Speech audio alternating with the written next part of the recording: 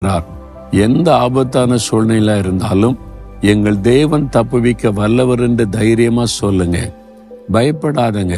ஆண்டவர் அற்புதம் செய்வதை நீங்கள் காண்பீங்க. பிரியமானவர்களே, எனக்கு தெரிந்த ஒரு சகோதரி, அவருடைய கணவர் ஆஸ்பத்திரி கொண்டு போனாங்க. ரொம்ப ஆபத்தான நிலைமை. டாக்டர் சொன்னாங்க காப்பாற்ற முடியாது, இவர் பிழைக்கிறது கஷ்டம், ஃபைனல் ஸ்டேஜில் இப்படி கொண்டு வந்திருக்கீங்களேன்னு. இல்லை, நான் கர்த்தரை விசுவாசிக்கிறேன், நீங்கள் மருத்துவம் செய்யுங்க, இங்கே கர்த்தர் சுகம் கொடுப்பாருன்னு. இவங்க டாக்டருக்கு ஆச்சரியம். அப்படியா, சரி நீங்கள் சொல்றதுனால செய்கிறோன்னு சொல்லி அவங்க ட்ரீட்மெண்ட் கொடுத்தாங்களா. இவங்க ஜெபித்து கொண்டே இருந்தாங்க. மருத்துவர்கள் ஆச்சரியப்படும்படி ஆச்சரியமான மாற்றம் சரீரத்தில் உண்டாயிற்று.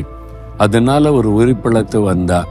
அவங்க சொன்னாங்க, நீங்க விசுவாசித்த உங்க கடவுள் தான் சுகம் கொடுத்திருக்கிறார் என்று. அதுதான் ஆண்டவர் விசுவாசத்தை கனப்படுத்தி செய்கிற காரியம். என்